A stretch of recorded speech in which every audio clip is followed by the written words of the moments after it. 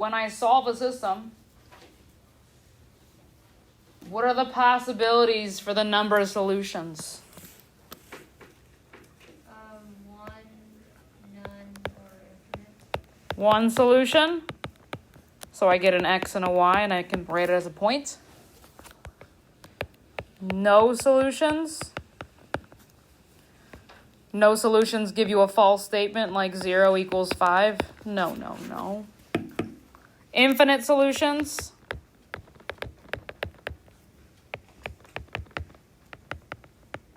That might give you a statement like 2x equals 2x. That's true. So that would give us infinite solutions.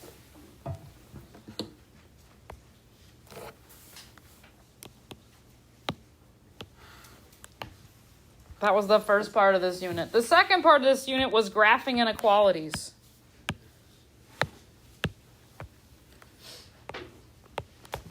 Graphing inequalities. And if you weren't good at graphing slope-intercept form, you struggled with these problems. So we really got to practice our slope-intercept form. We have to do some shading. So we have to test a point to determine the shading.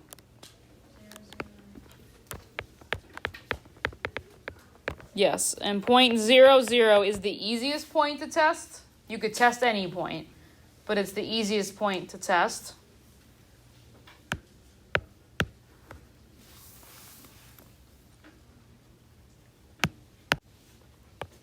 So these two inequalities made what? Dashed. Solid. Solid lines. These two inequalities made dashed lines. And again, don't forget to shade so that we can identify the solution region. Cool. We'll do a couple from this one and then I'll give you some work time. Our goal is to finish all the practice that we haven't completed yet for Units 1 and Unit 2. Cool? Number 1, what method are we going to use? Substitution. Substitution. I'm going to replace the y in the first equation with...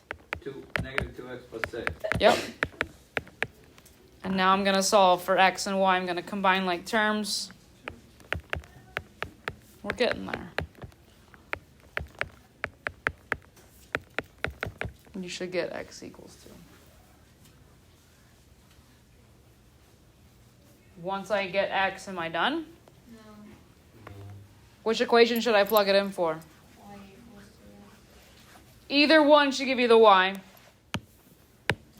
I like to pick the one that's shorter. So I'm going to pick the second one. Replace that x. I also get y as 2. So now I can write my point of intersection is 2, 2.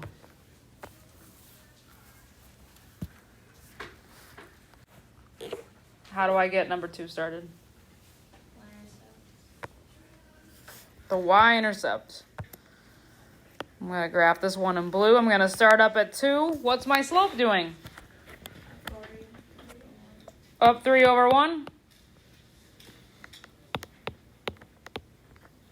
Should I have a solid or dashed line through these points?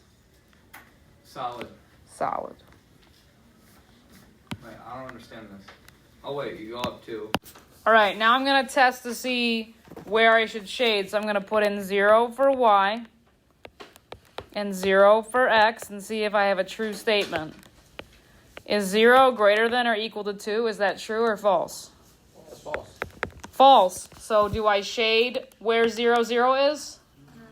No, I shade on the other side.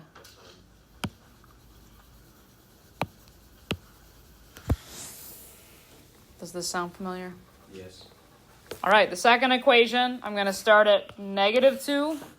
It's a negative x, so what's my slope? Down 1 over 1. Do I graph a solid or dashed line? Dashed. And then I have to test a point. I'm I'm going to test 0, 0. I can't take the negative of 0.